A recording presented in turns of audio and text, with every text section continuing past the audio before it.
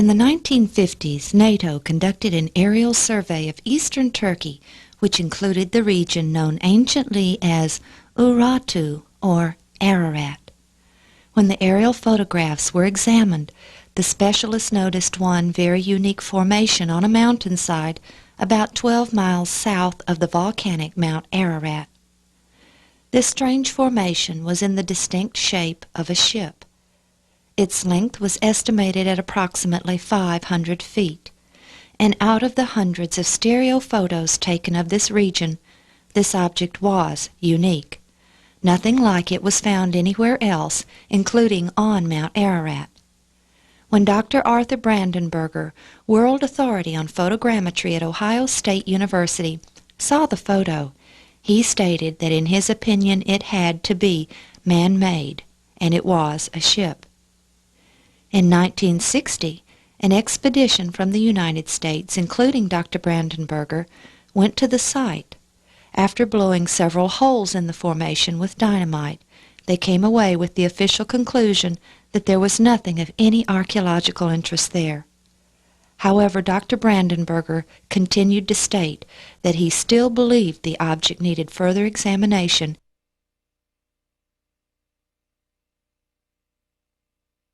In September of 1960, an article appeared in Life magazine telling about the expedition. 27-year-old Ron Wyatt read that article like thousands of others. But unlike others, Ron promised himself that one day he would see the strange object for himself. Ron, the father of 2 and soon to be 3, knew it would be many years before he could ever go to Turkey.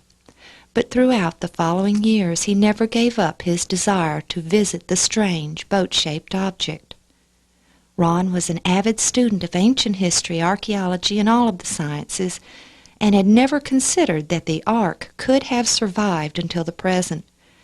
But in 1960, he saw in Life magazine an object that he believed was the only likely candidate for that distinction. He had read all the eyewitness accounts of Noah's Ark on Mount Ararat, and he had discovered that they were all contradictory. All were in different locations, and all were of varying sizes and shapes. He studied the history of Mount Ararat and was convinced that nothing made of wood could have survived its past eruptions or glacial flows. There were many stories about what people claimed to have seen by way of remains of Noah's Ark. These ranged from a boat that had been broken in half and part up on the mountain, part down at the base of the mountain, but most of them implied that the boat had been caught in the ice and preserved and was nearly intact.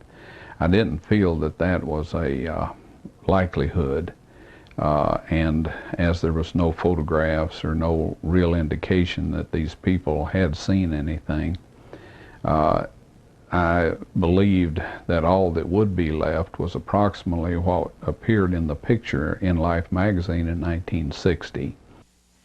The boat-shaped object had many things in its favor. First of all, it was in the mountains, plural, of Ararat, as stated in the biblical account.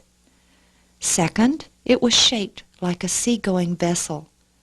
Studying ship construction, Ron had learned that a barge-shaped vessel simply cannot survive on open, stormy seas. And third, it was approximately 500 feet long, not the commonly accepted 450 feet. Ron had concluded that the author of the Genesis account of the flood, Moses, would not have stated the ark's length in Hebrew cubits. Moses was born and educated in Egypt. The Hebrew cubit came into use many years after Moses' death. The only cubit he would have known would have been the Royal Egyptian cubit of 20.6 inches. This would have meant that the ark was 515 feet long, not 450. In 1975, Ron read the book The Ark File by Rennie Norbergen, a member of the 1960 expedition. For the first time, he now knew the names of the expedition members, and he contacted all but one of them to get directions to the strange object. However, the team had left from the small town of Dobizid on horseback, led by the military, and they could offer him no directions. In 1977, he and his two teenage sons, Danny and Ronnie, flew to Turkey. It took several days of very uncomfortable travel to reach Dobbiaset. Ron had no idea where to begin looking for the boat-shaped object.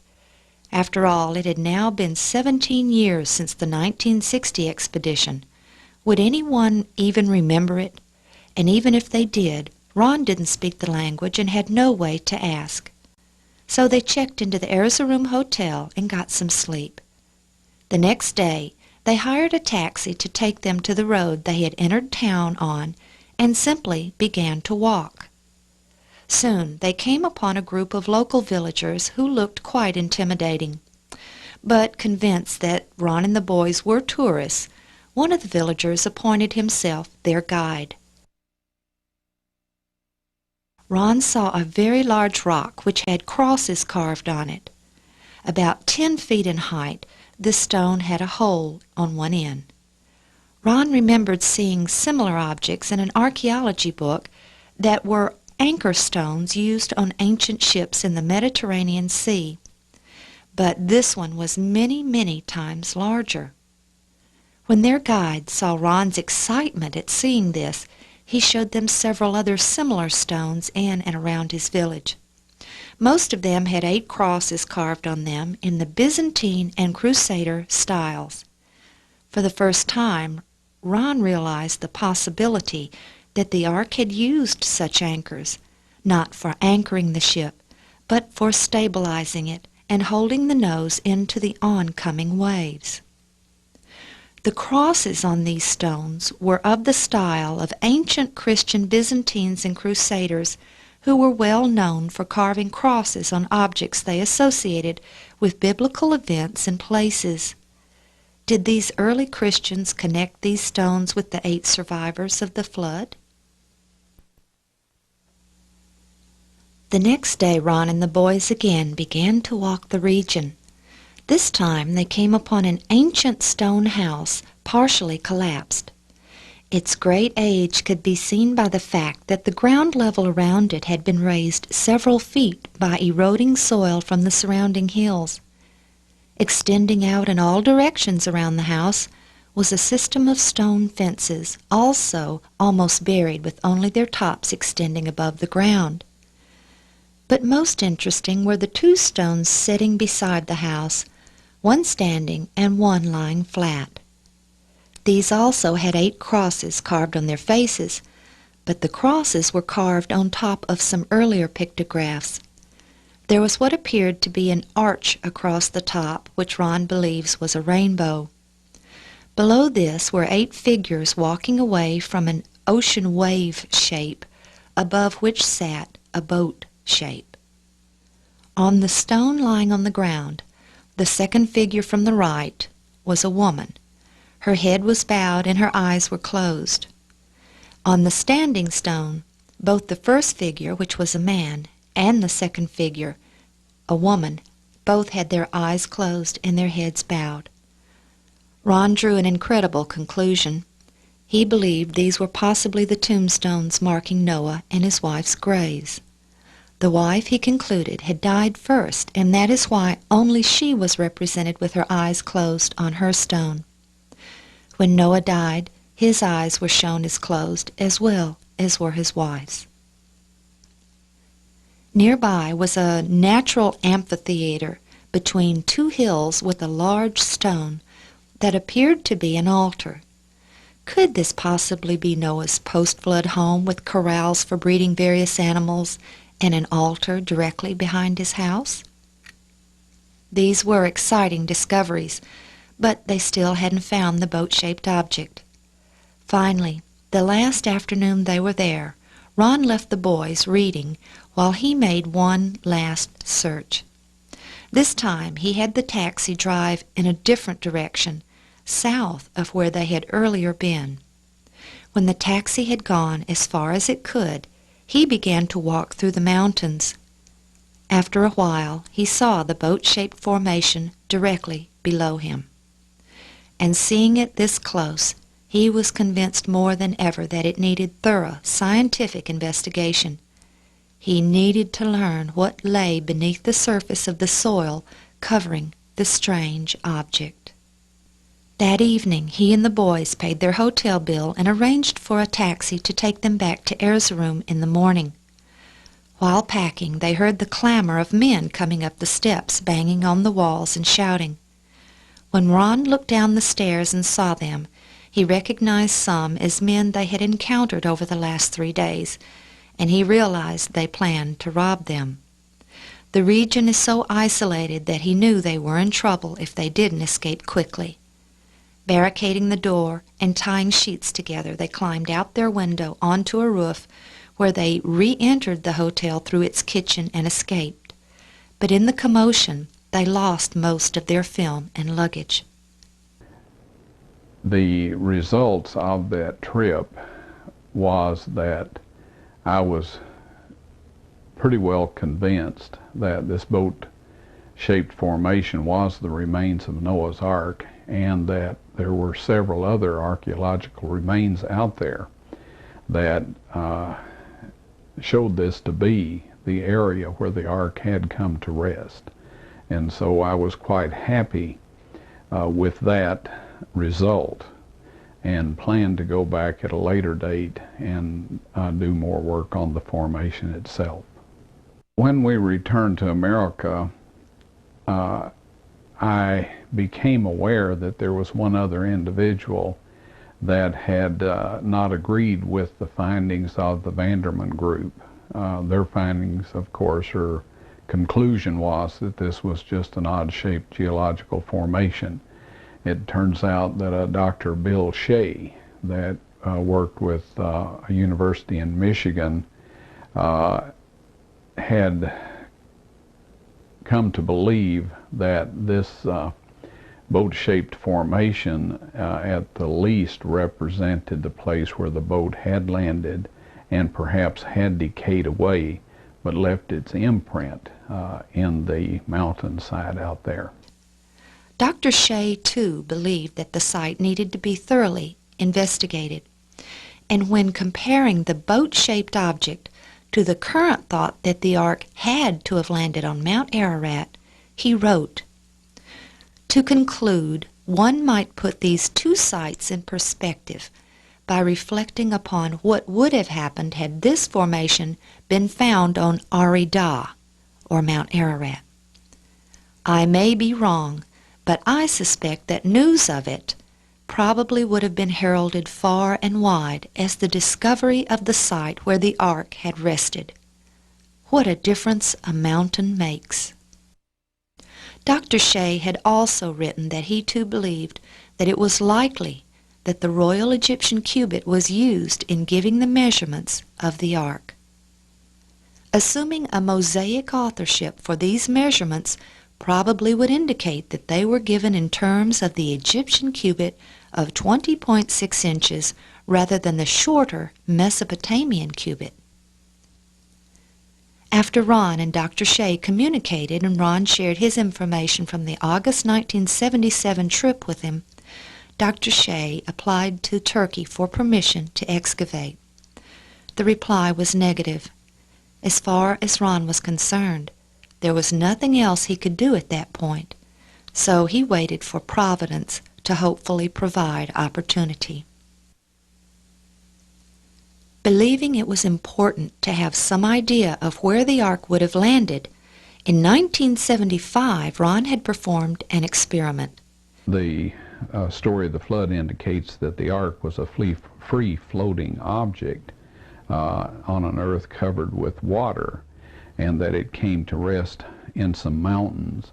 So with this in mind, I built a small model of the boat, 6-to-1 ratio, as is mentioned about the Ark, and then I constructed miniature mountains in a shallow flowing stream, and I would release the model boat upstream from these little mountains, and by changing the shape and size of these mountains, I was able to determine what configuration of mountain the boat would most likely come to rest in. And so I found that a crescent-shaped mountain oriented to the northeast or southeast would be the most likely place that a free-floating object would come to land. And with this in mind, the site in eastern Turkey fit that configuration, that geological configuration, so that was a plus. Without permission to excavate, Ron felt there was nothing he could do. Then, in December of 1978, he heard about a small earthquake in eastern Turkey. On the chance that it might have damaged the boat-shaped object, he arranged to return in September of 1979. When he arrived, he was overwhelmed by what he saw. The earth surrounding the boat-shaped object had fallen away, revealing its sides, which clearly showed evenly spaced indentations along the western side. He believed these were holes which resulted from the fractured petrified ribs which had partially fallen away when the support of the surrounding earth was no longer present. On the eastern side, he saw what looked like portions of rib timbers which were fragmented but still in place, only discernible due to their shape and color. The quake had caused a crack along the length of the object, and Ron was able to measure the depth of the structure and to take samples for analysis. If these specimens were decayed and petrified wood, they would contain a much higher carbon content than the surrounding area. The analysis done by Galbraith Labs did indeed show this to be the case. The specimens from the site showed 4.95% carbon, which indicated that it was once living matter, such as decayed or petrified wood. In addition, the analysis from the site showed a high iron content, much higher than the surrounding area. A wooden ship the size of the Ark would surely have had metal fittings used to hold the timbers together. The biblical account tells us that metallurgy was a known science well before the time of Noah. And the analyses gave indication that something within the object contained a high level of iron. Ron measured the site and found it to be 512 feet long, but he also found a 3-foot section at the lower end which appeared to be broken away from the main section. This was extremely important because it was the length Ron and Dr. Shea were looking for. It was 300 Royal Egyptian cubits in length, 515 feet. While I was there, I photographed this area carefully and walked on the formation for the first time. And the earthquake had actually cracked the formation along its entire length. And I was able to take some good clean sample material from this crack. I was also able to measure the depth of the deposit at different points along the length. Anyway, I took samples along the length of the crack in the formation and from the outer part of the formation, and I took samples from the countryside away from the influence of the formation so that we could have these analyzed and compare the results. The 1960 team had blown several holes in the sides of the boat-shaped object, but saw nothing that they recognized as petrified wood. Realistically speaking, it could not be expected that a 4,300-year-old ship could survive until the present. The region of Ararat experiences extremely cold winters with large amounts of snow, springtime rains, and hot summers. Exposed wood would have simply rotted away over the years. This strange boat-shaped object was now in a mudflow. It had a large section of limestone bedrock extending through its midsection, which indicated that it possibly had slid to its present location, impaling itself on this rock. Ron concluded that at some time lava had flowed down the mountainside from the south, carrying the ship with it. When the ship struck the large outcropping of limestone, it was impaled and held fast. The weight of the lava piling on top of the ship collapsed the decks, and the entire ship was soon encapsulated within the hardening lava which protected it. Water from snow and rain began to accumulate underneath the hardened lava. In time, as the lava began to deteriorate, water began to flow within the decaying lava, which caused the ship to petrify. But if the ship had been covered in lava, why wasn't it burned up? Well, lava doesn't always burn everything it comes in contact with, as we read in this quote from the New Larousse Encyclopedia of the Earth. It might be supposed that the high temperatures of the lava would give off an enormous amount of heat. This is not so, however, and it is quite usual for a flow to pass through a forest or town without causing a fire. One flow from Paracutin even piled up against oaks and cottonwoods without destroying them. How can we explain this anomaly of high lava temperatures and absence of fire and flames? To begin with, lava consists of a vitreous mass which is a poor conductor of heat. It also cools quickly at the surface, becoming covered with a crust which in some measure prevents further heat radiation from inside the mass. Thus, a lava flow has, as it were, a constantly forming insulating case around its molten interior, so that the front of the flow is preceded by a protecting crust. If the ark had been completely covered in lava, it would have been sealed, cut off from the oxygen and water which would have normally caused it to decay away. In time, the lava would begin to slowly deteriorate, allowing water to begin to flow through it and over the preserved structures of the ark. As mineralized water flowed over the wooden timbers, wood molecules began to wash away, leaving microscopic holes. As the water washed these molecules away, other molecules began to lodge in the empty holes. These were molecules of substances which the water had picked up prior to reaching the structure being petrified. The ship's structures would be literally turned to stone as its molecules were replaced one at a time by molecules from the minerals in the region above. The 1960 expedition had found no petrified wood, or at least none they recognized. They had not taken into account the fact that due to the weather extremes in the region, any petrified structure near the surface would have suffered from the effect of frost action or wedging. If this mound contained the petrified structure of Noah's Ark, the water present in the mud flow from rains and snows would have seeped into the tiny cracks and pores of the petrified and fossilized structure. This water near the surface would then freeze, expanding almost 9%, causing the petrified structures to fracture.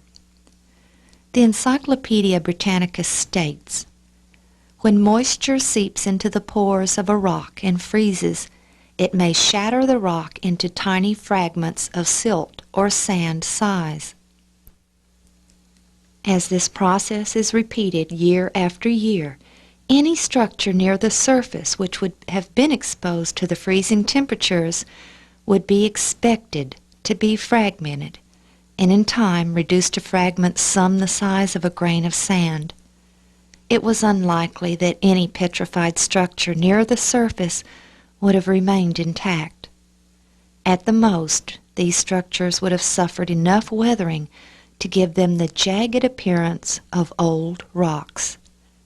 If any intact structure remained, it would most likely be found within the soil deep enough to be protected from the elements." Ron had also read about the discovery of the Sutton Hoo funeral ship burial, which was discovered in 1939. While its treasures were what attracted the public interest, it was the actual ship that had attracted Ron's interest. The wood had completely rotted away. However, as the excavators carefully unearthed the treasures, they discovered corroded iron clinch nails still in place, as this account describes. As they continued clearing from one end, Mr. Brown was careful to see that the nails, which now began to appear in a regular pattern, remained in position. As the earth was removed bit by bit, the forward part of the ship emerged in rough outline until, moving toward the center, they cleared to the 11th frame or rib and reached what they believed was a burial chamber. The outline of the huge ship was perfect.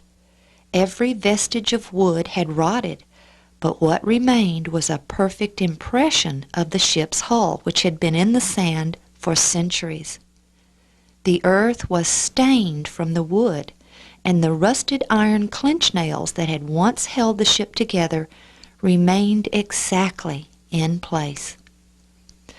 This was very exciting to Ron because it demonstrated that even when the wooden structure was completely rotted away, its presence could be detected by the coloration and stains left behind. But again, without permission to excavate, Ron was still at a standstill. All investigation had to be non-destructive. But the high percentages of metal in the site gave him an idea. In 1983, Ron contacted White's Electronics of Sweet Home, Oregon, and presenting the project to them, asked if they would donate metal detectors to be used in the research. His theory was that perhaps the location of the metal fittings which connected the timbers could be detected. I had contacted White Electronics in Oregon and made them aware of what I wanted to do and asked them if they had some metal detectors that would penetrate a little deeper into the soil than the usual ones. And so they were kind enough to send me their two best metal detectors. It was also in 1983 that Ron read about Colonel Jim Irwin, the astronaut, who was searching Mount Ararat for the Ark. Ron drove to Colorado Springs and met with him, explaining about the boat-shaped object. Colonel Irwin expressed interest in seeing the site, and in August of 1984, the two men flew together to Turkey. Before going to Dobizet, Colonel Irwin met with some friends in Ankara and took Ron along. At their home, Ron was introduced to several people who would soon change the course of his research. Orhan Bazer and Mine Unler would become Ron's official liaisons with the Turkish government, assisting him in obtaining the necessary permits to continue his research. Arriving in Dobizet, Colonel Irwin met with his group, and Ron took several of them to the site. Orhan Bazer obtained official permission for Ron to do metal detector scans, and they scanned the entire object with the ferromagnetic metal detectors. Ron found 13 lines of consistent metal readings lengthwise along the object. Colonel Irwin, in a 1986 conversation with Ron, tells about the results of those scans.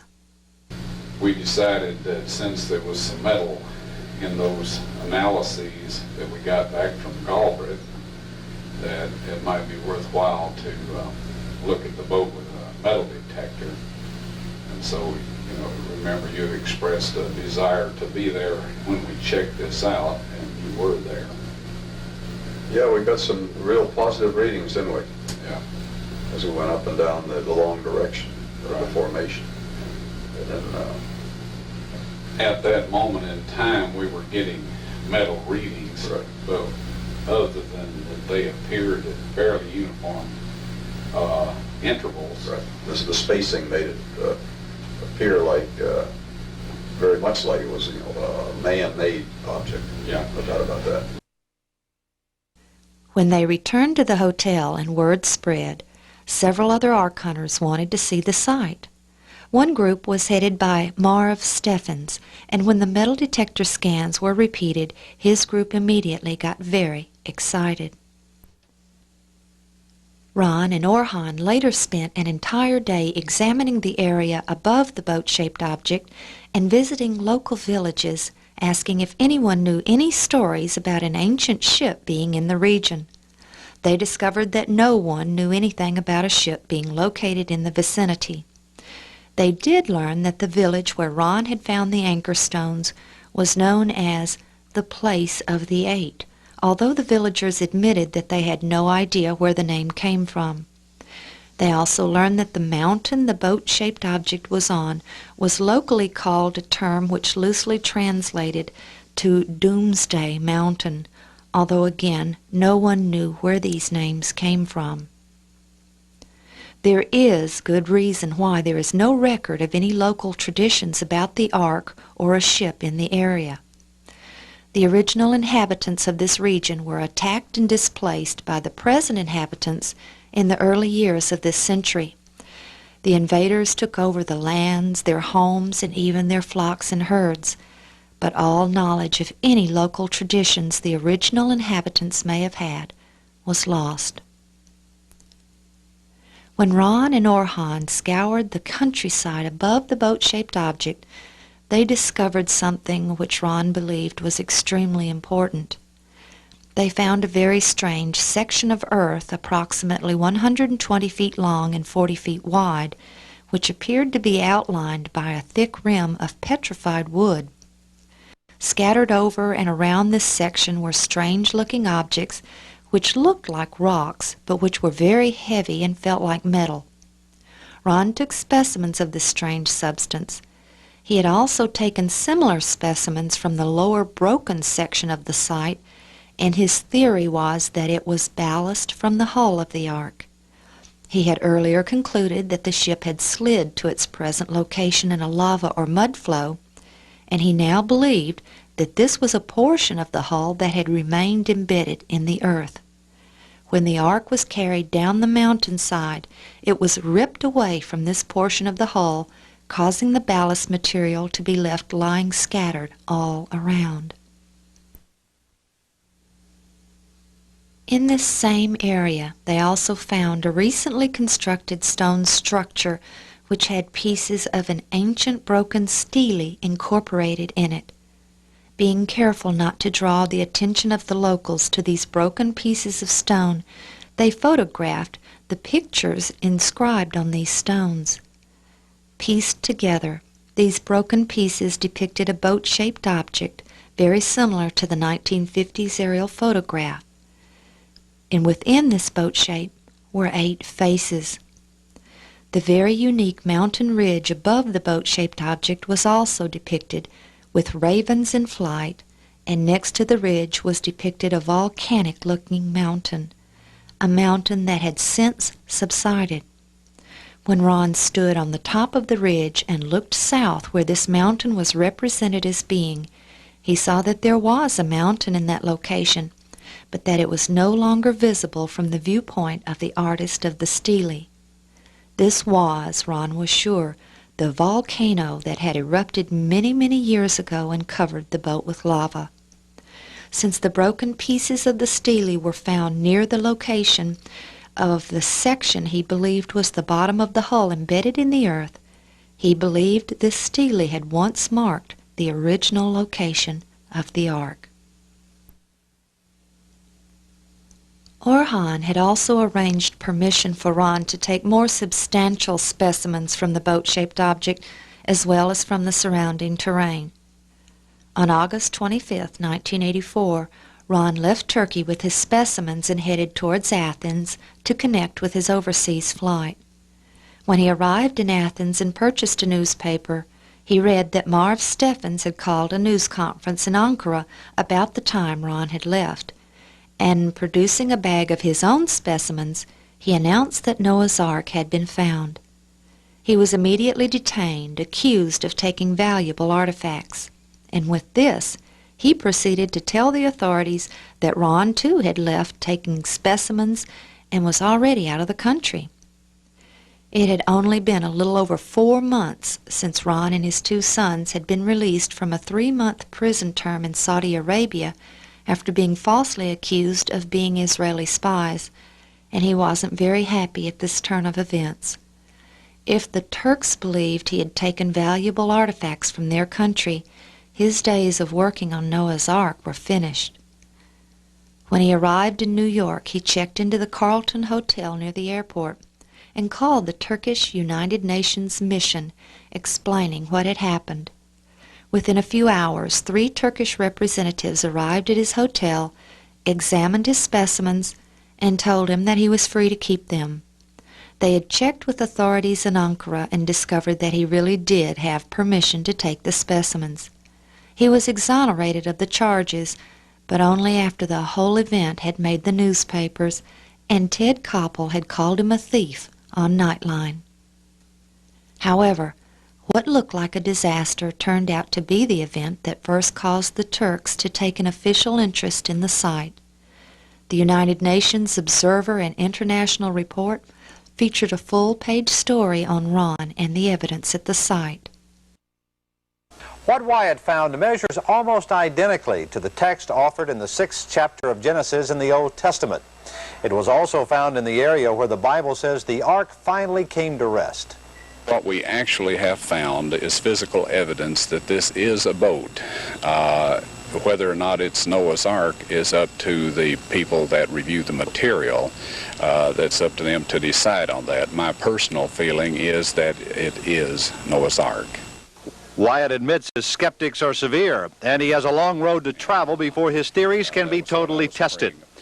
The rock, wood, and metal samples are currently being analyzed, with reports due on the specimens by mid-September. If it is the ark, what has been proven? To the people that believe in God, this will be a confirmation of their faith. Wyatt firmly believes ultimately his find will be proven to be that of Noah's Ark. Even then, he says, there'll be some who still won't believe it. As far as the timing of this find, he has an explanation. But I think everything is on a time schedule, and I believe that when the time is right, these things will be brought out. Back at home, Ron sent one specimen that he had taken from the section he believed was the embedded hull above the ark to Colonel Irwin, who then sent it to Los Alamos National Labs for careful analysis. Ron then went to Galbraith Labs with his new batch of specimens. These analyses were even more encouraging than the 1979 ones, as these revealed extremely high metal contents, not only of iron, but also of aluminum. Although aluminum constitutes about 8% of the Earth's crust in weight, it never occurs in the metallic form in nature. It occurs as alumina. Yet, these analyses revealed that the specimens contained both alumina and aluminum. Ron believed that the petrified structures would not only have been petrified with minerals from the soil above the site, but also with the molecules of the metal fittings of the ship, which contained aluminum as well as iron. Ron arranged to return to the site a few months later in October of 1984. The Turkish government had sent several of their own scientists to examine the object, and Ron arranged to loan them one of the White's metal detectors. He wanted to see if they could duplicate the pattern of metal readings at even intervals. They did. Colonel Irwin was dedicated to searching for the Ark on Mount Ararat, but he continued to offer Ron any assistance he could. When he received a call from a man who was interested in searching for the Ark, but who expressed the belief that it couldn't possibly have landed on Mount Ararat, he referred this man to Ron. Early in 1985, Dave Fassel called Ron. Dave was in the marine salvage business and was familiar with several new technologies which were used in non-destructive investigations, such as radar. When Ron told him about the boat-shaped object which he now without reservation referred to as the Ark, Dave was very interested. Ron sent him photographs and filled him in on all the data from his research, especially about the 13 lines of metal readings which extended from one end of the ship to the other. On March 20th, 1985, Ron and Dave arrived in Turkey. Meeting them there was Samran al-Muteri of Saudi Arabia, who had recently visited Ron in the United States.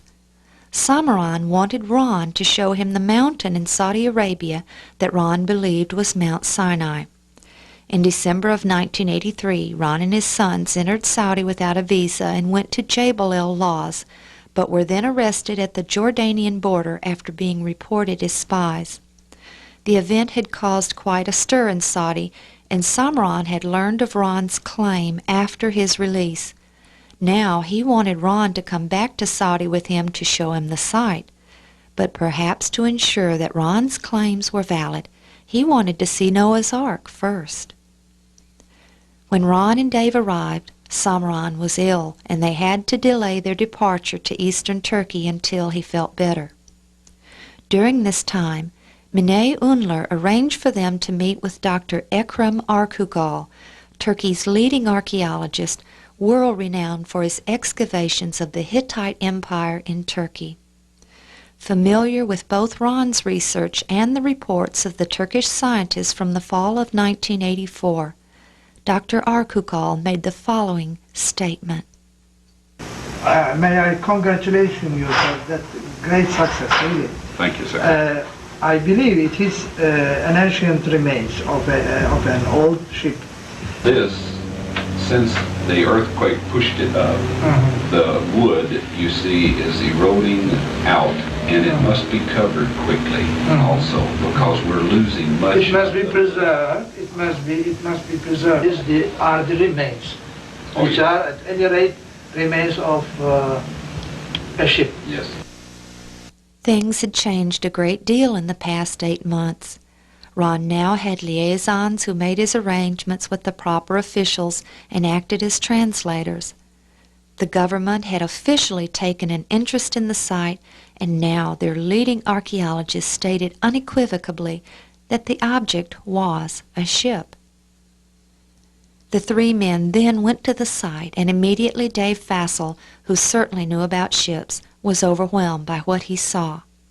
He had brought 2 different types of metal detectors, a pulse induction type and the new and controversial molecular frequency generator, which, unlike the conventional metal detectors, was supposed to be able to discriminate types of metals as well as receive readings from great distances. They again were able to detect the regular pattern of metal readings both along the surface and along the sides of the ship. Ron then took them to see the anchor stones in the village as well as the old stone house and the tombstones. But when they arrived at the house, they found it reduced to rubble and the tombstones gone. Where the tombstones had once rested was now a hole partially refilled. Ron was devastated. From that point on, he was very careful not to draw attention to anything of interest for fear of it being destroyed or removed. Samran, by now very excited, then arranged for Ron as well as David to go to Saudi Arabia. But before they left, Mine Unler arranged a meeting for Ron with all of the Turkish ministries involved in about 2 weeks, and he would formally present the results of his research and his plans for future investigations. On April 9th, they returned to Turkey from Saudi, and Ron stayed and met with the officials who listened to his evidence, and they told him that they would work with him in any way that they could. He told them about the subsurface interface radar, which would reveal any internal structure, but which was non-destructive. They assured him a permit as soon as he could arrange it. But there was a problem. The radar and its operator were very expensive. However, at this point, it had to be the next step. Soon after arriving back in the States, Ron received another call, this time from the scientist at Los Alamos who had done the analysis on the specimen, Colonel Irwin had sent there on Ron's behalf. John Baumgartner, a geophysicist, questioned Ron about the region from which the specimen came. Ron then asked him to come see for himself, an invitation which he accepted. Ron returned to Turkey for another meeting a month later in May, and then on June 2, 1985, John Baumgartner accompanied Ron and Dave Fassel to Turkey. Using all three types of metal detectors, they scanned the site, placing rocks and markers at every place they got a reading. They then connected these rocks with ribbons, revealing the pattern of a massive ship.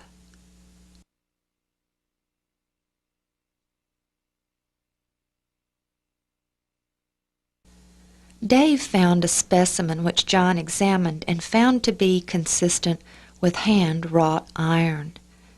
My name is John Baumgartner from Los Alamos National Laboratory. I've had the privilege of being on this expedition with Ron Wyatt and David Fassel this last week to the site east of Dobizet in eastern Turkey, investigating the site of a large boat-shaped object. Okay, would you show us briefly this specimen that Mr. Fassel owns and that we wish we owned? Okay. It's striking in the fact of its angular character. Seem to have some preferred planes in the object on the outside as well as the inside. This inner portion appears to be a silica replacement of something. This would represent, if the interpretation is correct, a portion of an angle bracket, and we see a corner of it here. It's interesting that it apparently still displays the grain structure of the iron. Now, does this seem to be cast iron or wrought iron? I would say it's has the character of wrought iron, and it appears that this is almost pure iron oxide here, this outer portion. All right, from your own use of metal detecting equipment out on the site, John, would you say that this is an isolated piece of iron? No, we found just an incredible amount of iron in this formation. This is one of this was sampled from one of the many points along the stores. We were on the starboard side where we collected this sample. They appear to be regularly spaced along the boat. But Ron knew the difficulty they would have in convincing anyone else that this object contained the fossilized remains of a massive ship. The general public simply didn't understand about petrification and frost wedging, which fractured petrified wood. Even more importantly, Ron was discovering that many trained geologists didn't recognize pre-flood petrified wood because it doesn't contain the growth rings of post-flood wood. None of the specimens he had taken from the site had growth rings, and because they were fractured from the weathering, they were only fragments of timbers, unrecognizable as wood to most people. There were no growth rings because the biblical account states that there was no rain prior to the flood, but that a mist watered the face of the earth. Growth rings result when the growth of the tree halts due to cessation of its water supply during the cooler season or during a drought. Scientists who reject the biblical account even agree that Carboniferous plants contain no growth rings, but this would be a stumbling block to many. On the western side, the rib timbers had been exposed to weathering and had fragmented and were rapidly falling away, leaving only the empty spaces where they had once been. The only way to distinguish the rib timbers on the side that still retained portions of them was from the color difference in the fragmented ribs from the soil surrounding them. The exposed ribs were, for the most part, now reduced to very small fragments, but they still remained in place. By this time, Ron was convinced that this was indeed Noah's Ark, and this ship, as such, is the oldest man-made structure on Earth, and it is in the exact condition that was to be expected. But it wasn't what the world wanted to see. They were looking for a barge-shaped ship, still intact or perhaps broken in half, but still wooden, not petrified.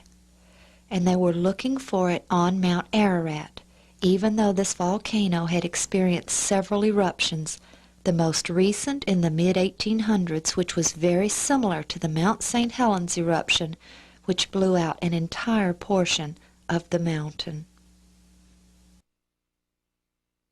The upshoot of the interest of the group at Los Alamos is that Dr. Baumgartner made an appointment with myself and David Fasold to meet some people out in Dallas that were considering funding part of the documentation on this formation. And David suggested that a subsurface interface radar scan of the site would be helpful and useful since we were denied permissions to excavate. And of course I was very happy with that prospect, and the results of our meeting in Dallas was that the project to do a radar scan of the site was funded. Everyone's hopes were riding on the radar scans. Only the internal structure could have survived the weathering which was fragmenting everything on and near the surface. Dave also arranged for ABC's 2020 to cover the event. On August 1st, 1985, Ron arrived with the permit and was joined by John and his group, which included other scientists from Los Alamos. They went directly to the site and repeated the metal detector scans, again laying out the pattern of ribbons. The Los Alamos scientists also measured the site with sophisticated surveying methods and confirmed that it was 515 feet and 7 inches. Dave would arrive a little later with the radar and its operator, Tom Finner of GSSI. 2020 was also on their way. But with all the attention the outsiders were receiving, the local guerrillas took this opportunity to make trouble. Commandos were assigned to protect the men at the site, and they positioned themselves in the crevasses around the ship. But suddenly shots rang out, and the commandos quickly rose up and fired upon the terrorists, sending them fleeing, but not before killing several. Martial law was declared, and by the time Dave, the radar, and 2020 arrived, the site was off limits. It was a terrible disappointment, and everyone's frustration was intense. But the coverage by 2020 documented the metal detector scans and other evidences, making the public aware for the first time of what was happening on Doomsday Mountain. Do you believe Noah's Ark actually existed? Could the legend that sounds like a fairy tale really become proven fact? Well, the search has been going on since biblical times. And in a moment, you're going to meet some people who are positive they have found the Ark. Now, we know such claims have been made before. But a few months ago, these people came to 2020 with some new and intriguing scientific findings. The boat-shaped site was first found and photographed by a Turkish army captain back in 1959. It was quickly explored and dismissed as a freak of nature. But Wyatt, an amateur archaeologist, rekindled interest in it a few years ago. He brought in Dave Fasold, a marine salvage expert, to assess it. Fasold felt he knew a shipwreck when he saw one. He became obsessed with it.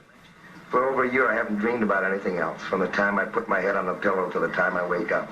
And that's all I think about all day long. And I'm sure that's all Ron thinks about. The Doomsday Mountain team brought in some high technology to explore the oldest legend of man. There's one.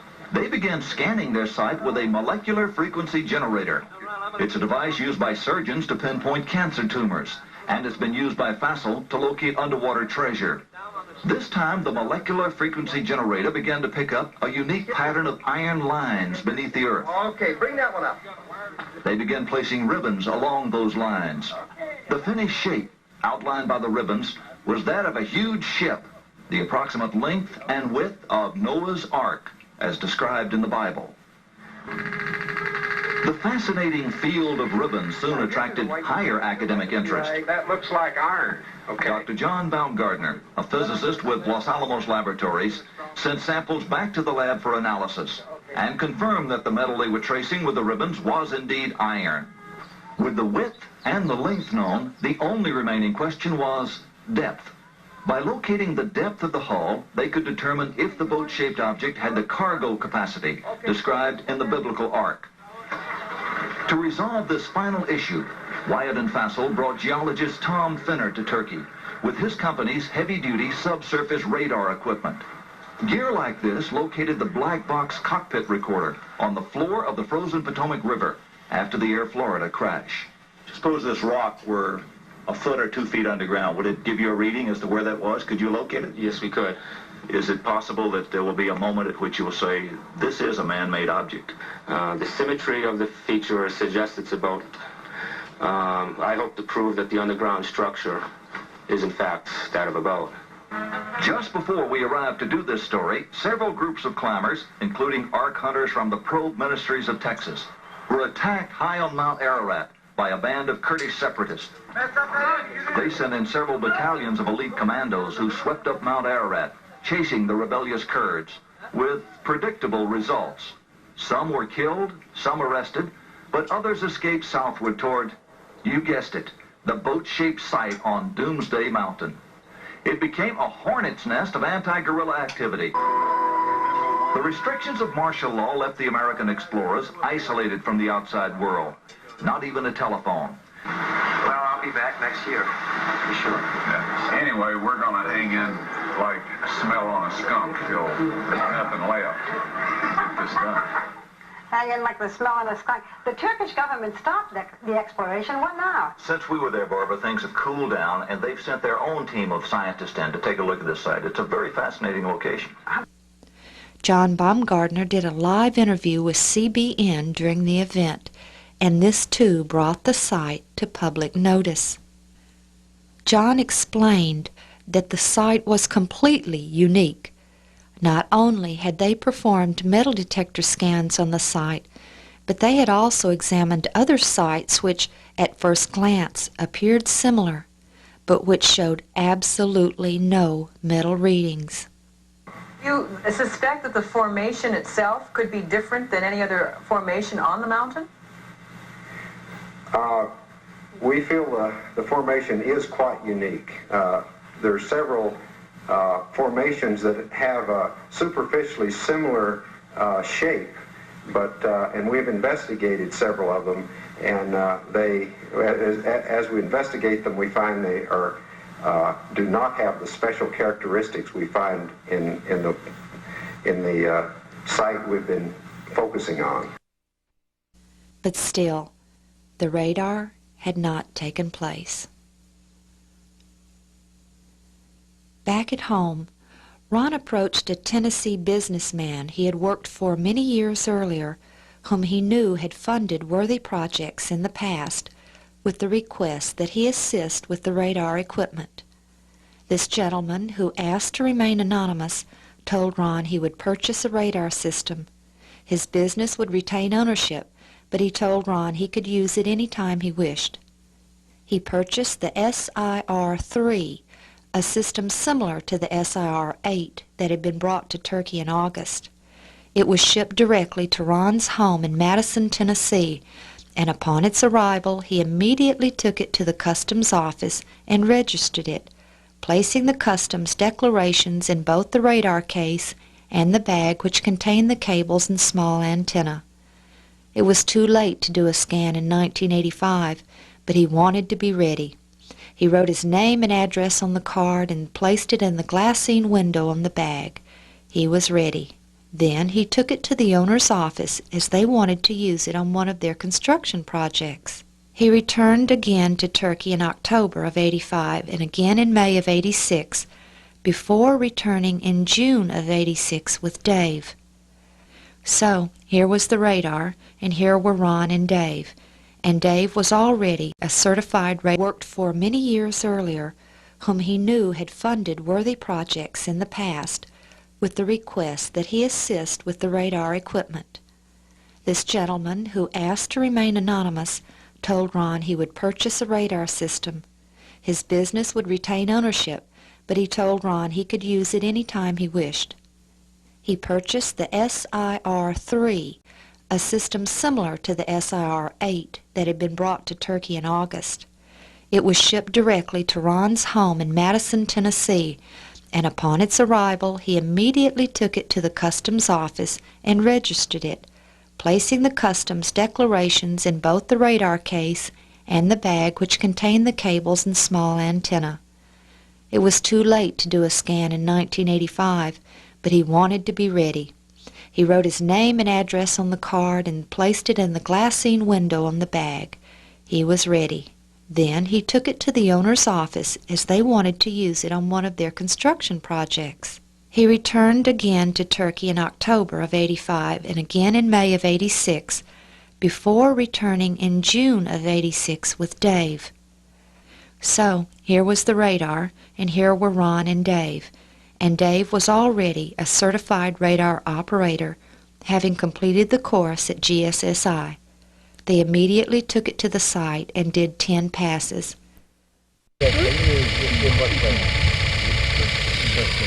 Okay, go.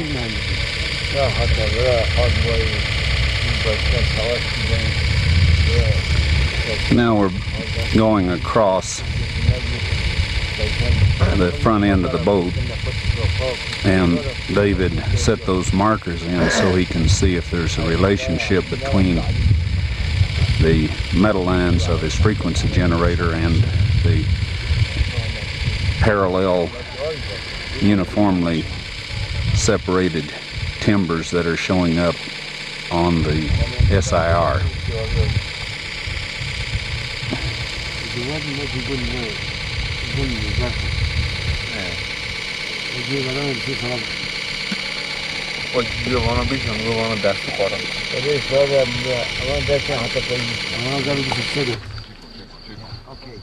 Boom, boom, boom, boom, boom, boom, boom, boom, boom, boom, boom. Look at that.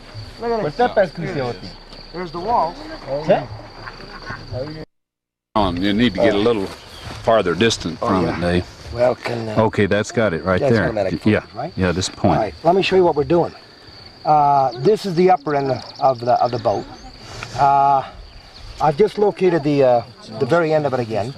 The green stakes represent bulkhead number 2. All right. All right. That's at 63 feet. Yeah.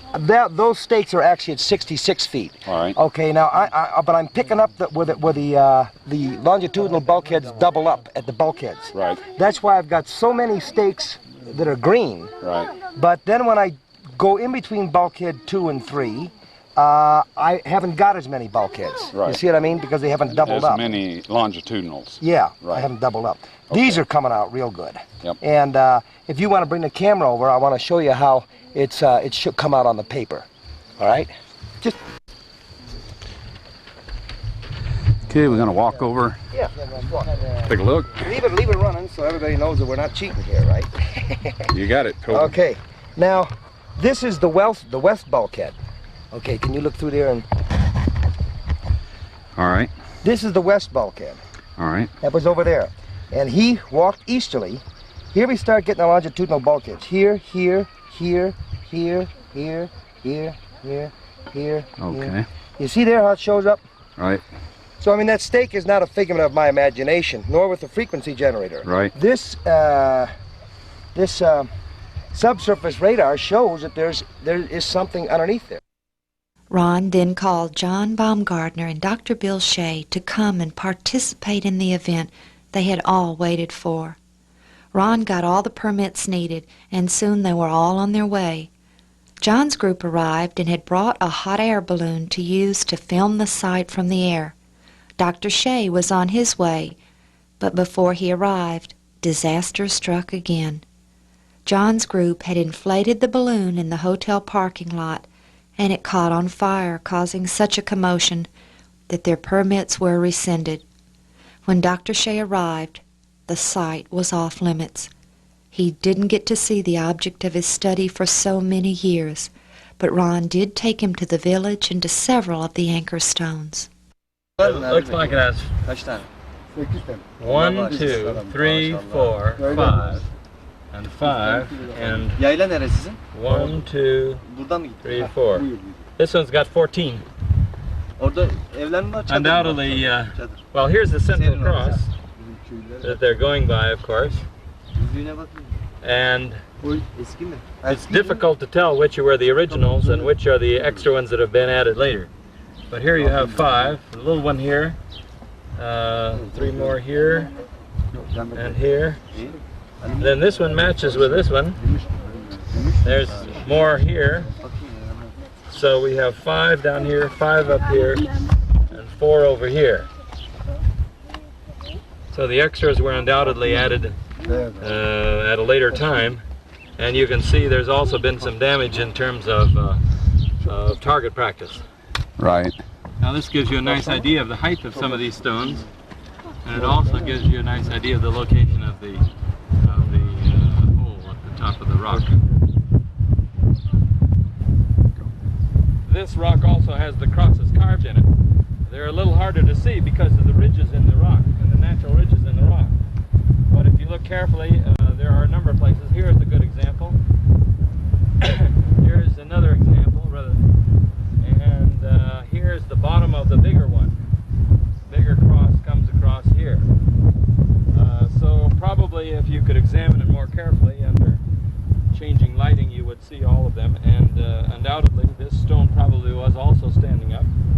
And you'll notice that the distribution of the crosses seems to be lower in the rock, on the face of the rock. Lower down to the bottom part of where it would have stood upright. The June 1986 expedition was the last time Dave, John, and Ron would work together. But it certainly wasn't the end by any means. Returning home, Ron took the video of the radar scan along with the printouts to GSSI, the radar manufacturer, and he showed it to both Tom Fenner, who had come to Turkey in August of '85, and to Joe Rosetta, vice president of the firm. They confirmed the results. The scans showed man-made structure within the formation. Indeed, there is something beneath that rock besides rock. A radar device developed by Geophysical Survey Systems in Hudson was used on the mountain. The device, called SIR, is used by energy exploration companies to analyze what's below the Earth's surface. According to SIR, something man-made is under Mount Eridog. This data does not represent natural geology. It's a man-made structure. These reflections are occurring very periodic, too periodic to be random natural type interfaces. Okay, we are at Geophysical Survey Systems Incorporated in Hudson, New Hampshire. And in front of you here you see some of the SIR's equipment, subsurface interface radar equipment. And these are other varieties of the same system that we used out in eastern Turkey.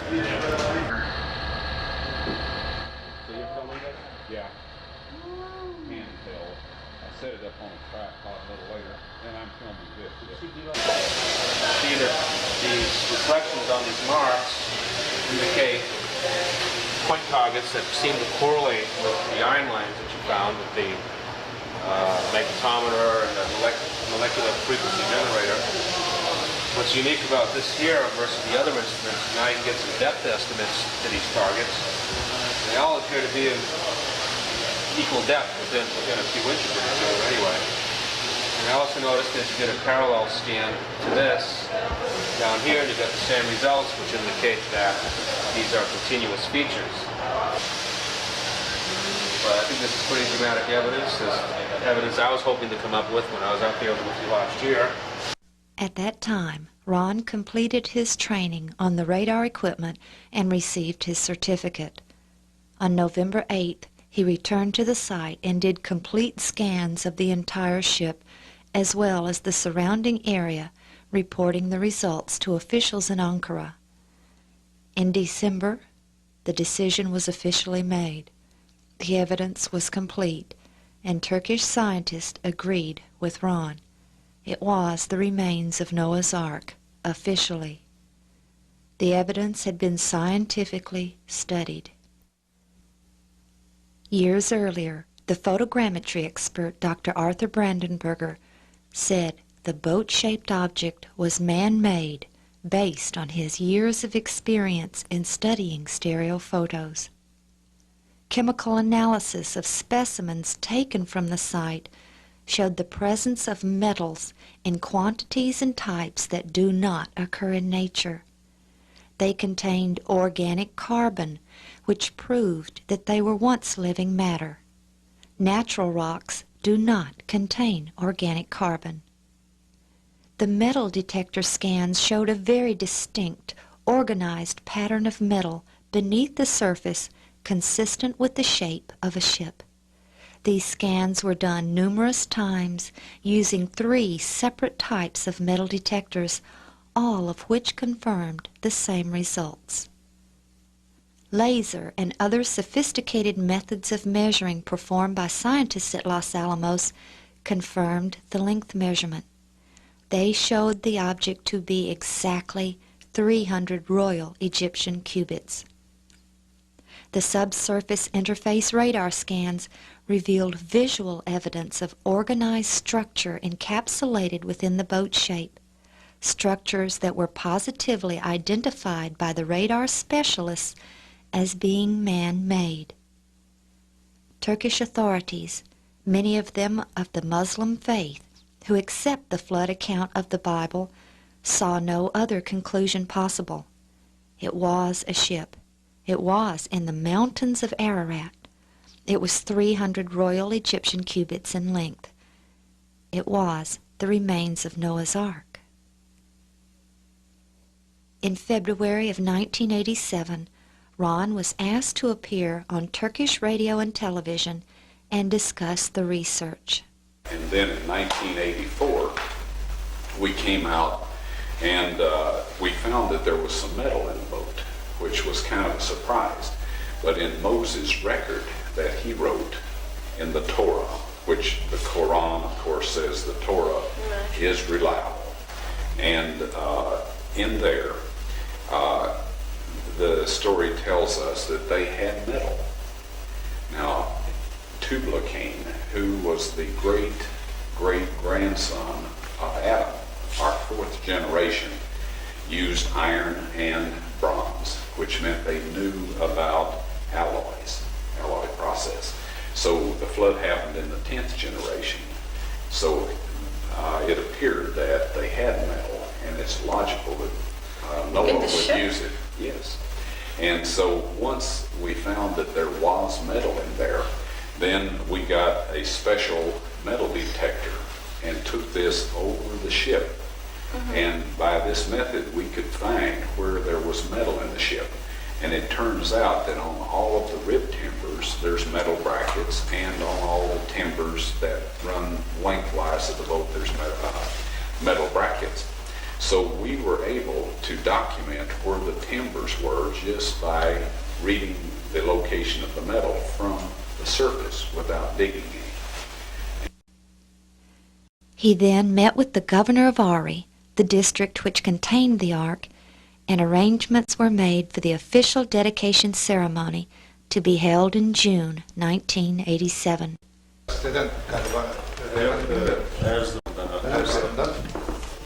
Bizim Ağrı'nın Ağrı hakkında ve tarihi hakkında bilgileri kapsayan bir kitabımız.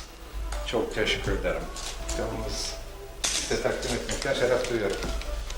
He returned in both April and May of that year, again scanning the site with radar. By adjusting the frequency of the signal and scanning the same location over and over, Ron was able to obtain data that would produce a 3-dimensional image of the structure beneath the surface, allowing him to construct a model of the ship. On June 20th, 1987, Ron was guest of honor at the ceremony held on a hill just above the Ark. In attendance were officials from Ankara and the regional governmental agencies, high-ranking military officials, scientists from Ataturk University who had independently investigated the site, and numerous journalists. Plans were also revealed for a visitor center to be built overlooking the Ark, and it was dedicated as Noah's Ark National Park. Ayrıca Nuh'un gemisi olayıyla ilgili yapılan çalışmaları 2 gün önce Ankara'da üzerinde duruldu. Bu 3 tekliften birisi de burada teklif sahibi Mr. White var. Bu konuda büyük emeği geçmiş. Ben Mr. White yanında diğer araştırmacılara huzurlarınızda teşekkür etmek istiyorum.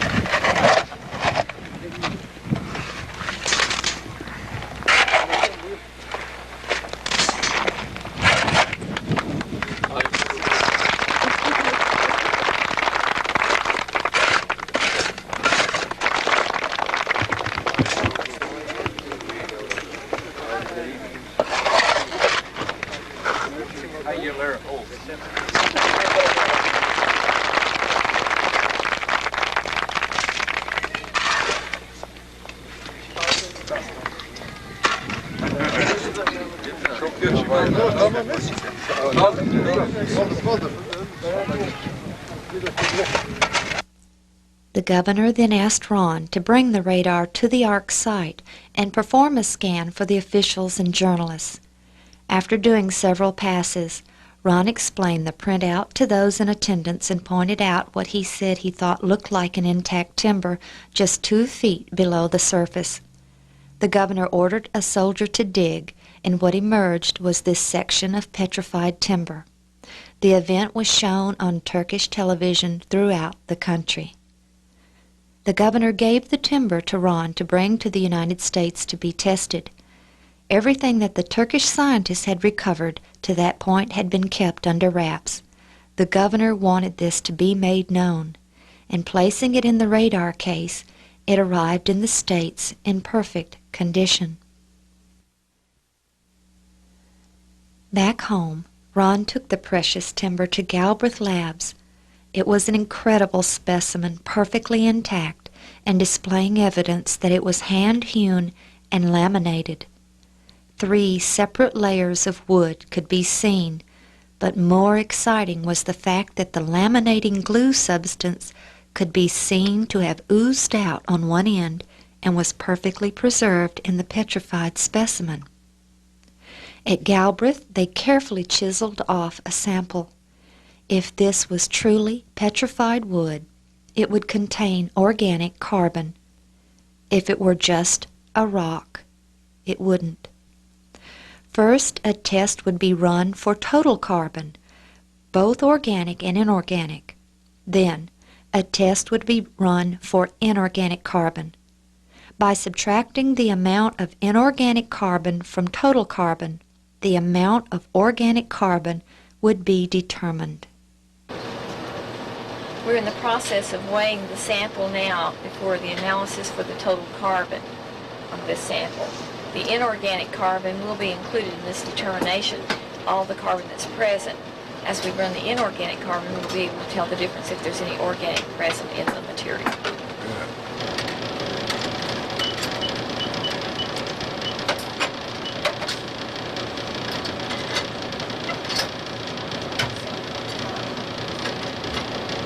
We're getting 0.71% total carbon in this. 0.71. Yes. At the present time, we're weighing about 500 milligrams of sample for a carbonate determination. That would be the inorganic carbon in the sample. Right.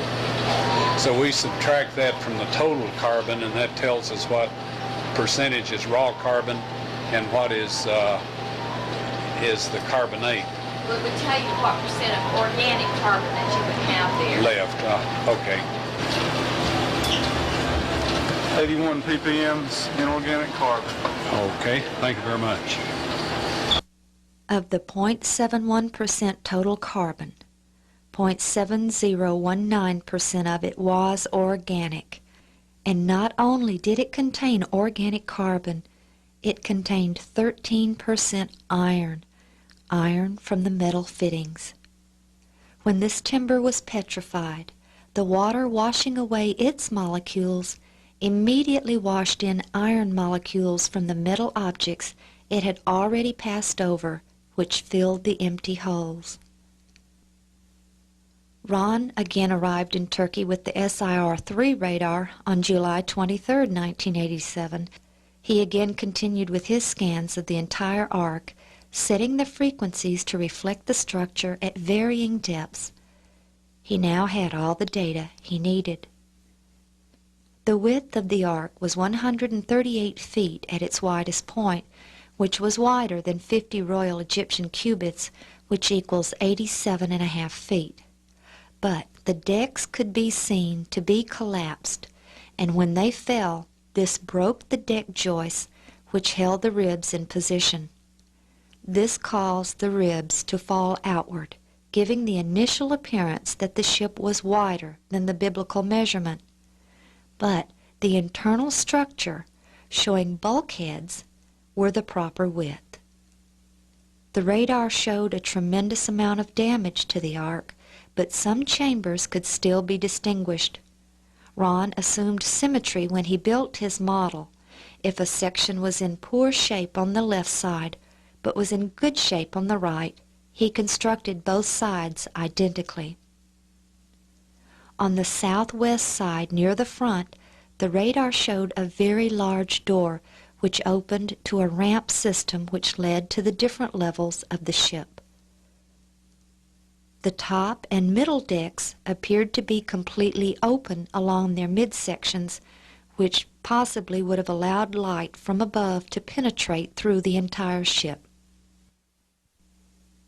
The top deck could not be reconstructed with much accuracy due simply to the fact that it was collapsed almost completely.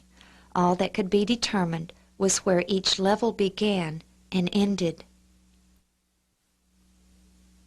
The 4 keelson, 2 of which extended along each side of the ship, continued to extend out beyond the rear of the ship, a feature Ron has never seen before.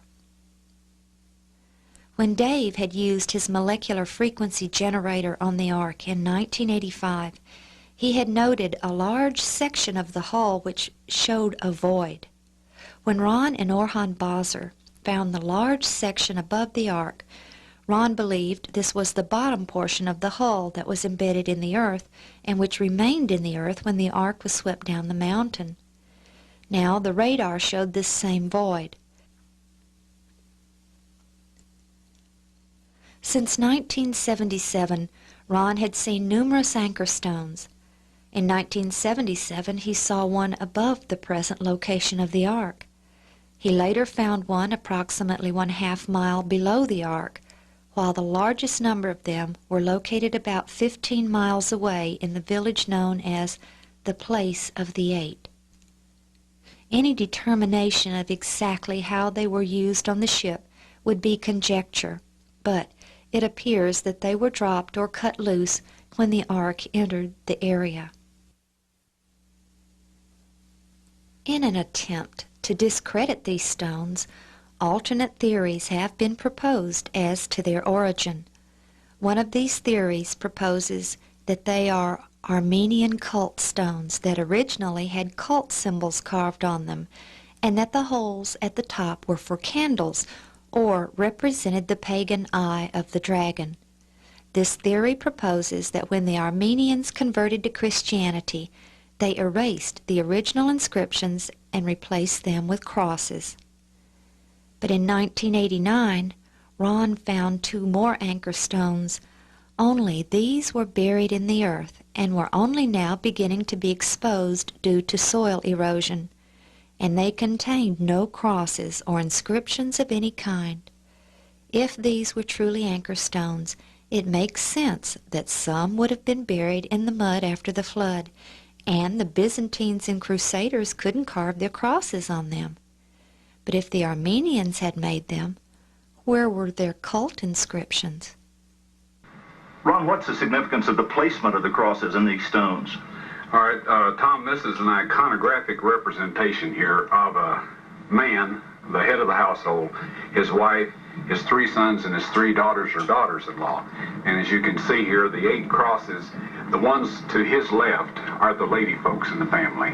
The ones to his right are the men folks in the family. Do these fit the story of Noah? They do. Another interesting object sits alongside the road leading to the village of 8.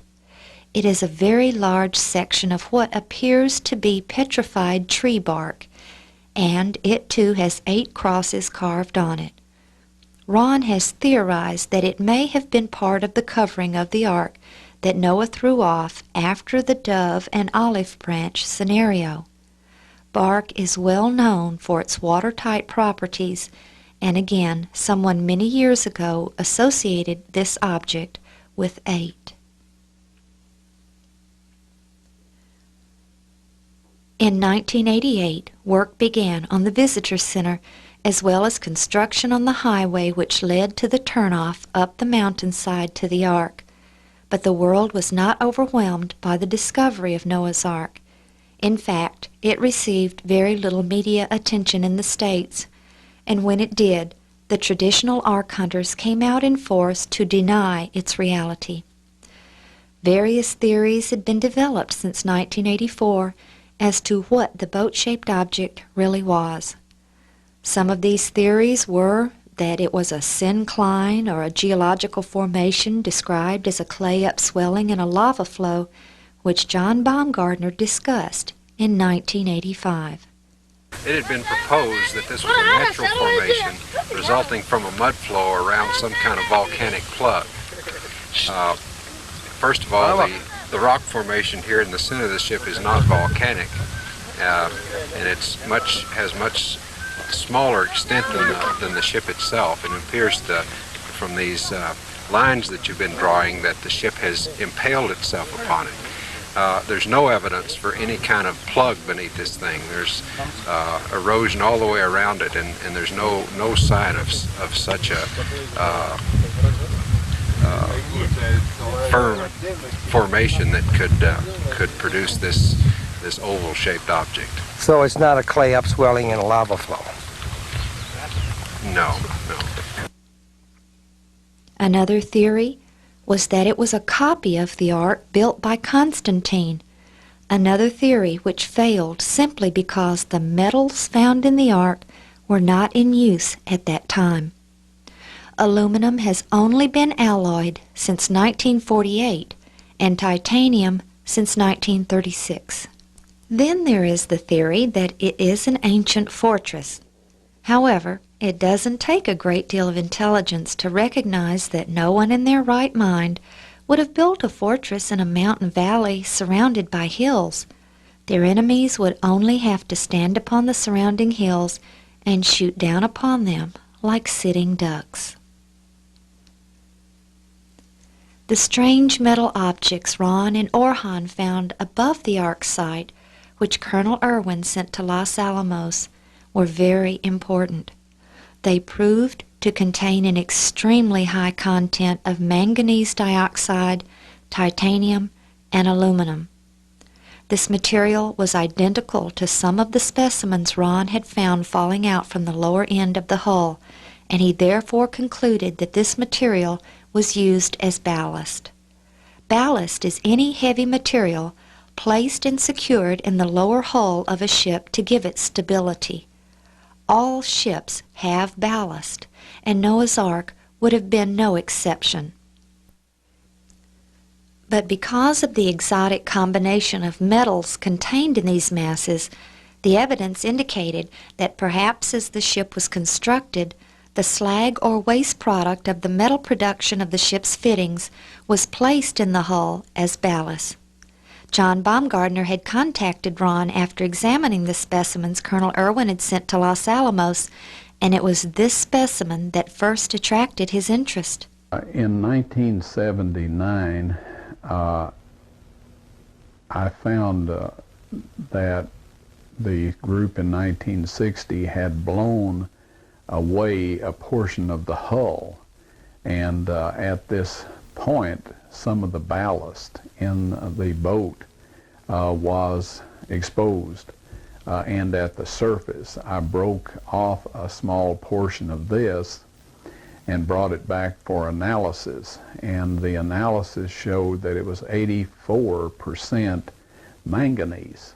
Now this is a rather sophisticated space-age metal, and these analyses get to be rather expensive very quickly, and when you get an unexpected analysis, the thing to do is to have other labs do a check on the same material to see if they get the same results. We couldn't afford that, but Jim Irwin, when I showed him the analysis, expressed an interest in getting it checked, so I gave him a part of this ballast, which he sent to Los Alamos National Laboratories, and he said that he wanted to do that, and it was fine by me. They got the identical results, so I received a phone call from Dr. John Baumgartner quizzing me about the site, the location of the object in the area, and I could tell that he was trying to figure out something from my description of the area, so I invited him to come along, and he agreed to do so and brought 2 other individuals from Los Alamos with him. And I found out later that they had concluded, because of the nature of the analysis, that part of a satellite or a missile had come in out there, and so that did help our investigative procedure considerably. One critic took it upon himself to declare that these specimens were manganese nodules, which are found by the billions of tons on the Pacific Ocean floor. However, Ron's specimens weren't taken from the Pacific Ocean floor, nor did they compare in composition or size with these manganese nodules. Manganese nodules average about 35% manganese dioxide, and they also include copper and nickel. The ARC specimens contained no nickel or copper, but they do contain titanium and aluminum.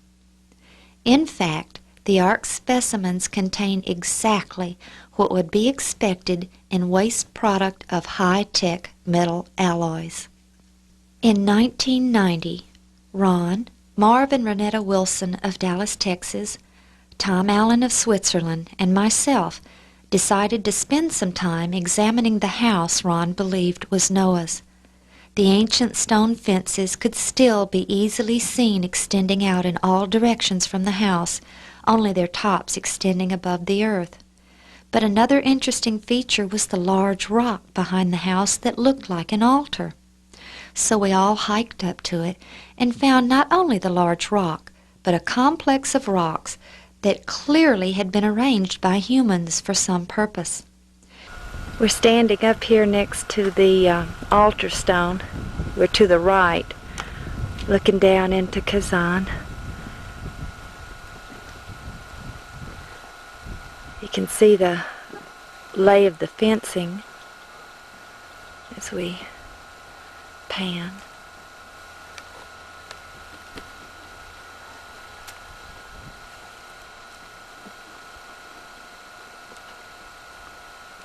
Digging out here too, right? Everywhere. These stones up here have obviously been placed in this manner. They're quite large. In fact, they're extremely large. As you can tell by the deal of R standing there.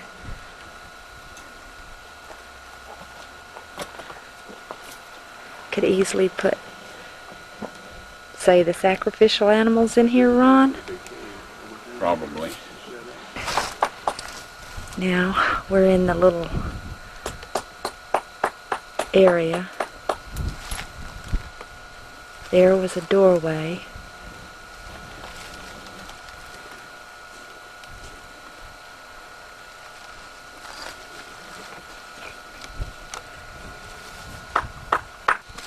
Here we are in another penned-in area.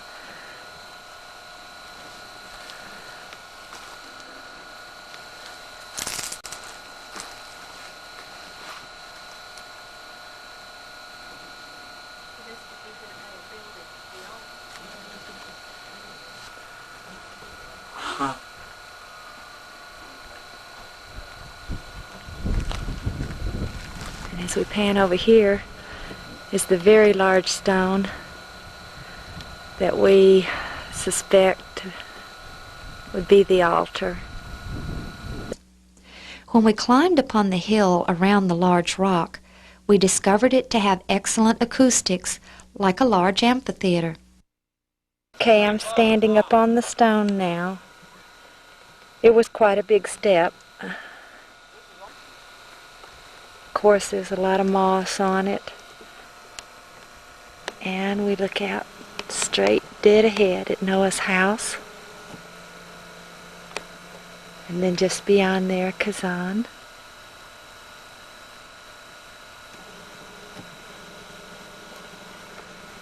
Right over here. The pen, possibly, where the animal was brought to be prepared. The little place where its blood was shed and drained. And Ron says that he can hear me quite well just talking in a normal voice here. Renetta and I measured the altar, as we now refer to it, and found it to be an extremely weathered 12-foot cube with a step in the back which was about 3 feet above the ground. Standing upon this step and looking over the altar, we had a magnificent view of the entire region. The house and its system of fences was directly below. The rocks on the side were arranged in a manner that was consistent with being pens for medium-sized animals. There were also 2 large rocks which seemed to have been shaped. Okay, this is designed to kill and bleed bullocks, or large cattle is the term used in the Bible. They bring them up this ramp here, and they chipped this out and also chipped out here so the animal could be led, and somebody behind swatting it appropriately would get right up here. And then they could turn it around and then bind its feet and legs, of course, and lay it down with the head down this way and cut its throat, and of course the blood would all run out. And Noah was specifically instructed that they should not eat the blood of the animal, and of course there were other parts too. All the rocks had suffered a tremendous amount of weathering, but it was quite evident that many had been arranged by humans. However, it would have taken a large number of very strong men to have moved some of these boulders. One was leaning against the cliff face in a manner which formed a roof, and it was so large that I could walk under it without stooping.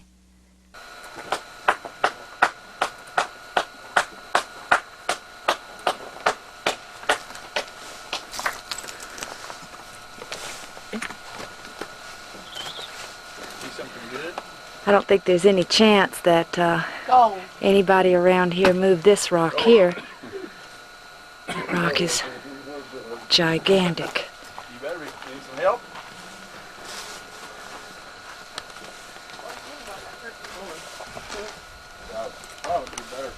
Ron believes this was Noah's altar, where his family met during the times of their sacrifices. We then walked down to the house and spent a long time examining the area. We found no evidence that the area had been inhabited for a great number of years. Okay, we're looking at Noah's house here. Trying to be very discreet, as one of the villagers is come up here next to us. We're looking at the fencing now.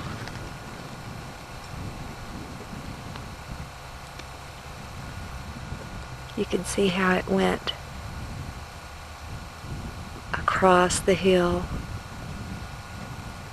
up high also, and even all along the top.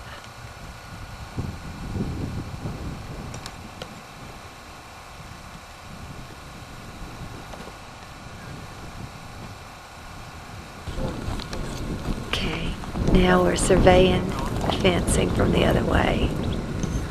The sun's pretty bright. I'm trying to shade it.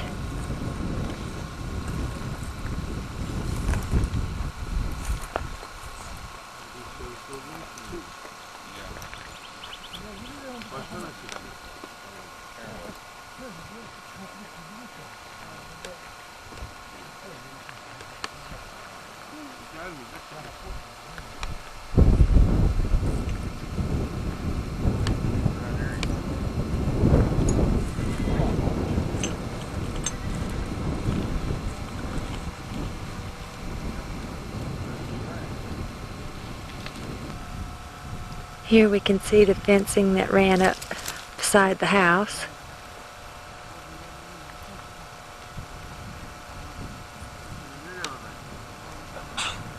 This gives us a real good view of the fencing right behind it.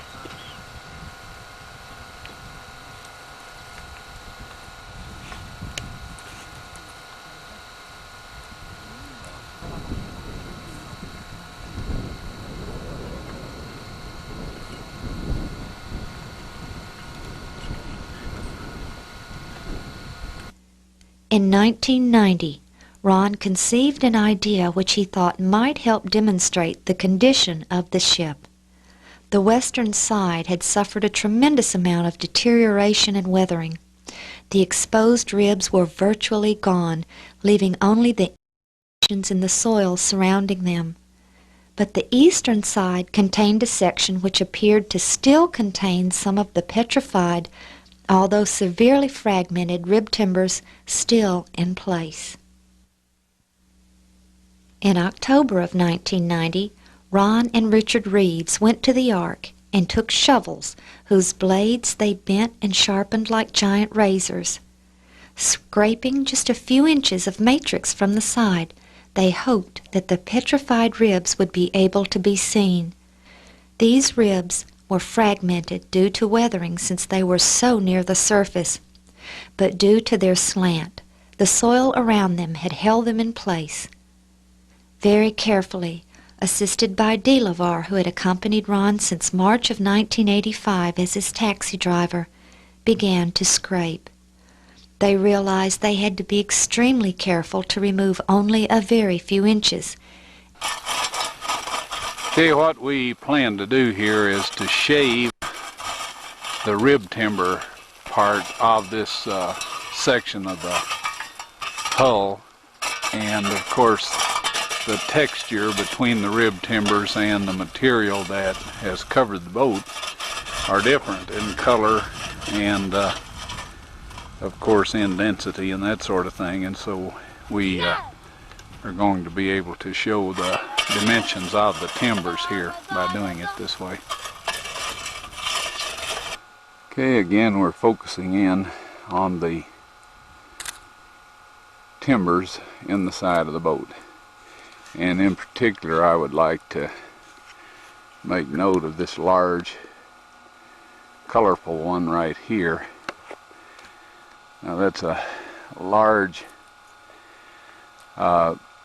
timber that was a part of the Kielsen system that protected the outside of the boat from boulders and logs and other debris that it would be forced against in the storm. And then, okay, Richard is pointing to a stone right in the middle of the big Kilson configuration that comes around from the end. And if you'll notice the color difference there, that's where the Kilson comes around and goes up over the end of the boat. Also, if you'll notice at the top, there's a difference in the color up there. And we'll shave this off here in a moment and let you see what we're talking about. Okay, now to help you visualize the Kilson, external Kilson that is on the model of the boat, we've strung this rope along here. Now, if we shave this off, it'll probably speed up the erosion process, but that rope is right along the bottom of the external Kilson. And if you'll notice, there's about a 3-foot width of darker material right there, just above the rope, until you get to this area, and then it widens out. And so the Kilson was a little narrower up at the front of the boat than it was along the side of the boat.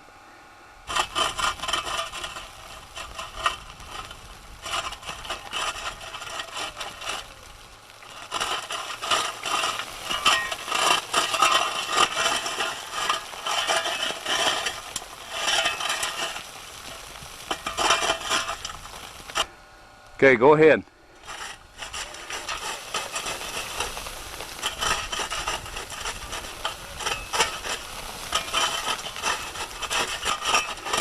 Now you'll observe that that structural material, because it's petrified wood, is more porous, and the water soaks into it, and then in the winter when it freezes, the water expands when it becomes ice and fractures that material. So the petrified wood is much more vulnerable to the freezing and thawing that takes place in the winter time than the matrix or the cover material. And so that's why they are a different color, a different texture, and also a different in hardness.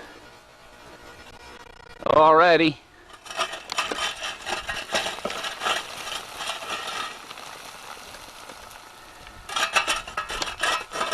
That Kilson comes right down through there, and again we'll sweep along. Okay, that's got it, Richard. Sweep right down along through here. This was a perfect example of how extremely fragile the remains were. Once exposed to the elements, any intact structures would be reduced to tiny fragments in probably one season. If it was ever to be excavated, it would have to be first covered and protected, and then each exposed structure member would have to be encased in some type of acrylic polymer to seal it and protect it, a process that would involve a tremendous amount of time and effort. Yet Ron still dreamed of the day it could be excavated. In 1991, Ron took a tour group to the site, and as he approached, he noticed a large object and picked it up. When he turned it over in his hand, he saw that it displayed the perfect shape of a rivet with a washer around it, and that it appeared to be fossilized. Our last trip out there this past June, we found this very impressive rivet. And if you'll notice here, the plate itself is just a little more than 1/4 inch in thickness. It's approximately 3.5 inches in diameter, the plate itself, and then the shaft of the rivet is roughly 1 inch to 1.25 inches in diameter. And if you'll notice here, it was struck while it was hot and flared out the end of the shaft so that it would not slide back through the hole in this washer. And this shows that their abilities to use metal was quite advanced. In 1984, he had photographed areas along the sides of the ark which showed colorations suggestive of metal oxides, all in circles. He hadn't disturbed these for fear of destroying them, but now he believed this specimen showed an actual example of one of the metal fittings. It was analyzed by 3 separate laboratories. Since it was fossilized, a great deal of its original material would have been replaced by minerals, and the analysis showed it contained about 20% silicon, which was expected. However, it also contained very high percentages of aluminum, titanium, and iron, the same metals which were found in the slag material used as ballast, except for one major exception. The ballast material contained over 84% manganese, yet the rivet specimen only contained less than 1%. This was even more evidence. In the production of aluminum and steel, very large quantities of manganese are required, but very little remains in the alloy. Steel generally contains less than 1%. Yet, over 95% of the manganese produced today is used in the production of alloys, with the majority of it ending up in the waste product. And this is exactly what the evidence at Noah's Ark indicates. A few months later, in August of 1991, Ron, Richard Reeves, Marv Wilson, and Dr. Alan Roberts of Australia met with several authorities in Ankara to request a permit to excavate. Dr. Roberts had contacted Ron in 1990 and expressed a serious interest in the site. Ron had provided him with details of the research, which Dr. Roberts studied carefully. He visited the site alone in 1990 and, like Dr. Shea, believed that an excavation was necessary. By this time, he had received a financial commitment from a British corporation to fund the excavation with Ron as head of the project. Ron explained the procedure he planned to use that would protect the exposed sections. After short deliberations, the men were told that they would receive the permit. But it was Thursday, and due to a long holiday, the offices would not again be opened until Monday, at which time they were to pick up the permit. With several days to kill, the 4 men decided to fly to Erzurum and visit the region southwest of the Ark. De Lavar got a minivan and they headed south. But as they neared Bengal, they were taken hostage by a group of guerrillas belonging to the PKK, an outlaw Kurdish party. For 3 weeks they were taken through the steep mountains, sleeping on the bare ground during the day and traveling constantly during the night. When it was over, any hopes of excavating were shattered. The men had been through a terrible ordeal, as we see them here in the helicopter which took them from Bengal. It was also too late in the season to consider excavating. Each family had to deal with the emotional trauma which only time would heal. In time, we all recovered. But the region continued to remain unstable. In June of 1992, we took our second tour group to Turkey, and as we neared Dobbayazit, a beautiful rainbow appeared across the sky. The bus pulled over and everyone got out to film and photograph it. Then we again continued down the road. But within a few minutes we were flagged down by soldiers who wouldn't allow us to visit the Ark. And to this day, the region remains unstable and dangerous for tourists. The controversy continues to grow even though the evidence is overwhelming. Some who were once ardent supporters and associates now deny the evidence. So, is it really the Ark? What we actually have found is physical evidence that this is a boat. Whether or not it's Noah's Ark is up to the people that review the material. That's up to them to decide on that. My personal feeling is that it is Noah's Ark.